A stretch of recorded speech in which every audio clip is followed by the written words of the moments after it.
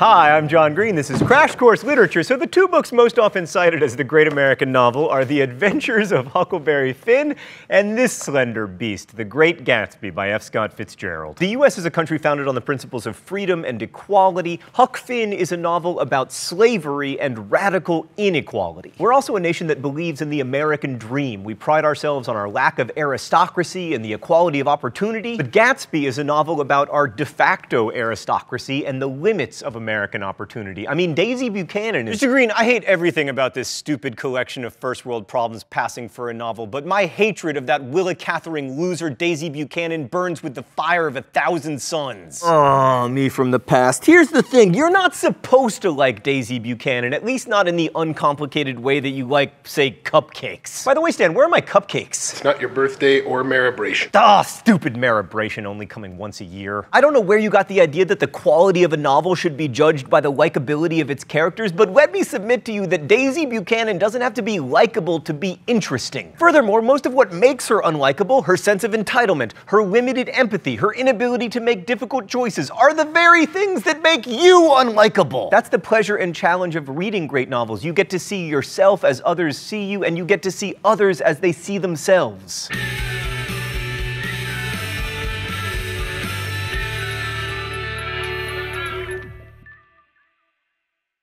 So today we're going to focus on the American dream and how it plays out in The Great Gatsby. Spoiler alert, some petals fall off the daisy. So let's begin with the characters. From the first chapter, we know 3 things about our narrator, Nick Carraway. By the way, get it? Carraway?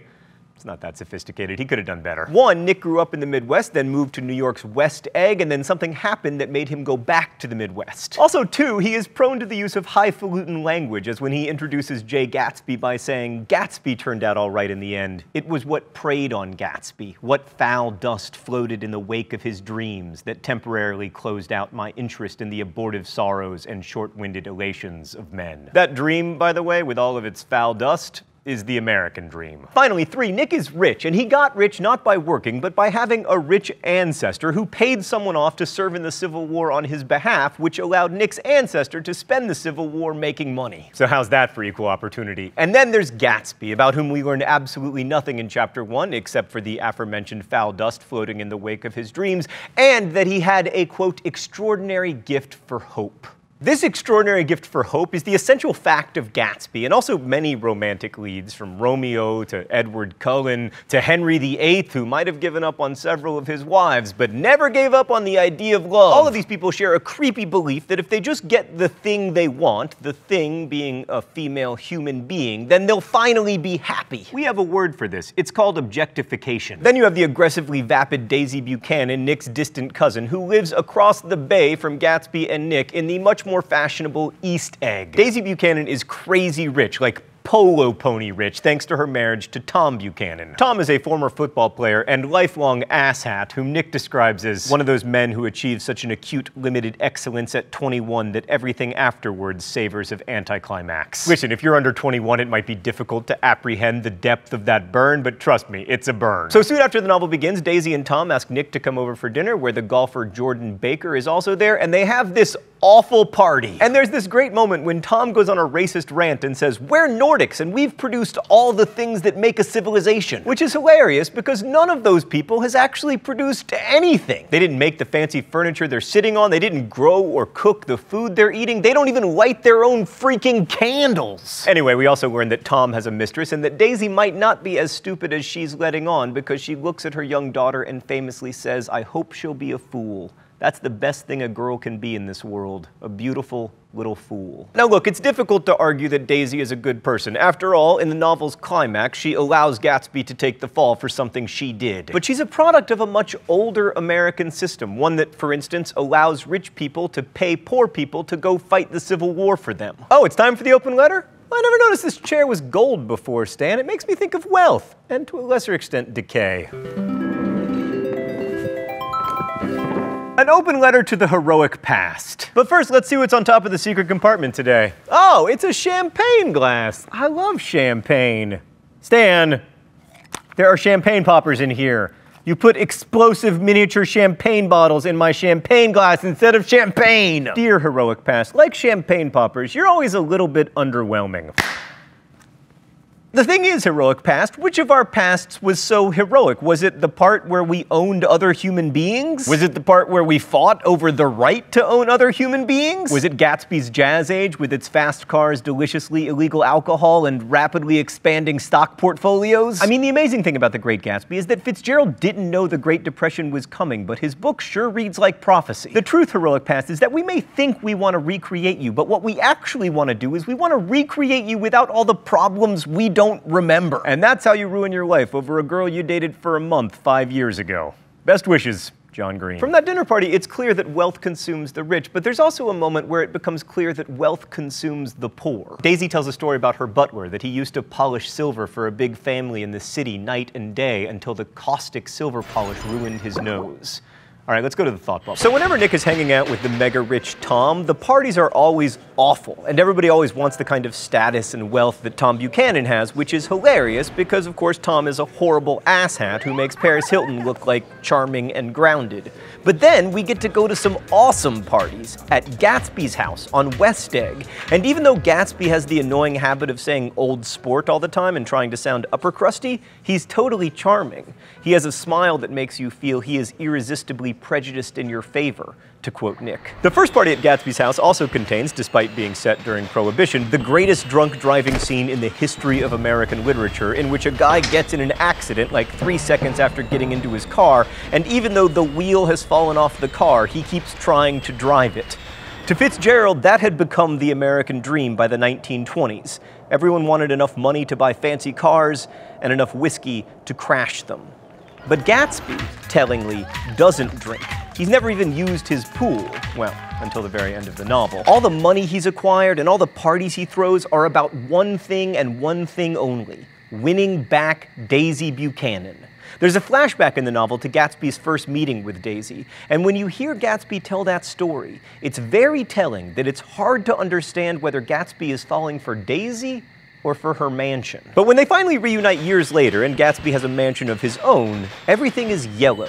Gatsby's car is yellow, his tie, the buttons on Daisy's dress. At one point, Nick, who's third-wheeling it big time in this scene, describes some flowers as smelling like pale gold.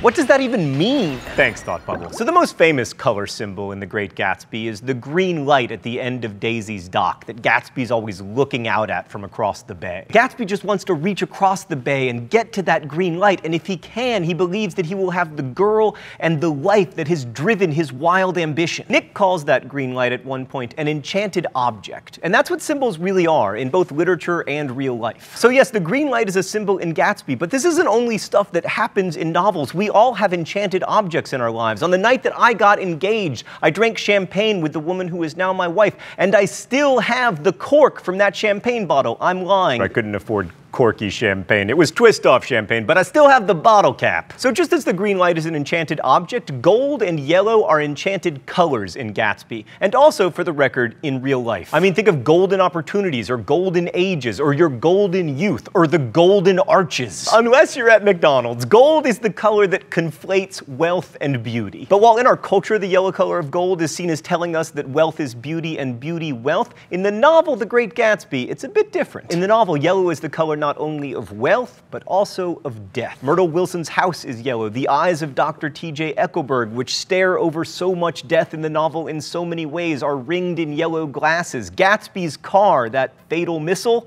is yellow. Now that may seem like symbol hunting to you, but I'd argue it's really important to understand that Fitzgerald is using gold to decouple the ideas of wealth and greatness. And instead, he's associating richness with corruption and amorality and finally death. In the Roaring '20s and today, wealth was seen as profoundly good. It was seen as an end that justified most means. Wealth was the American dream, but the foul dust that trailed in the wake of those dreams, the casual destruction, the cyclical violence, the erosion of altruism, make it clear that at least to Fitzgerald, wealth isn't simply good. The last chapter of The Great Gatsby is one of the saddest passages in American literature, showing how difficult it is to distinguish between guilt and innocence, and how intractably unfair our society is, even if we don't have barons and duchesses. I mean, some people argue that Gatsby couldn't live the American dream because he didn't come by his money honestly, but who in the novel did come by their money honestly? And you can argue that Gatsby fails because nothing is ever enough. It's not enough for Daisy to love love him, she must also say that she never loved Tom. But this is America, man. When was enough ever enough for us? We invented supersizing. I mean, we invented the stretch limousine. We invented the Hummer. And then we invented the Hummer stretch limousine. We all believe, as Nick says at the end of the novel, that if we can only run faster, stretch out our arms farther, then one fine morning, we've come to believe in this American dream, not just in the United States, but throughout the world. We understand that much will be lost in pursuit of this dream, not just that butlers' noses will be ruined, but that vast valleys of ashes will pile up outside of our cities as we consume ever more stuff. We know this is unsustainable. We know that these parties can't last forever and that we won't be able to drive home in our three-wheeled cars. But still, we press on. Next week, we'll consider whether Gatsby's quest, and ours, is a heroic one. But for now, I just want to encourage you not to dismiss the characters in this novel simply because they may seem different from you. At one point, Nick recalls all the people who would go to those great parties and sneer most bitterly at Gatsby on the courage of Gatsby's liquor. Let me submit to you that those of us who would sneer at Gatsby do so on the courage of his liquor, because the truth is,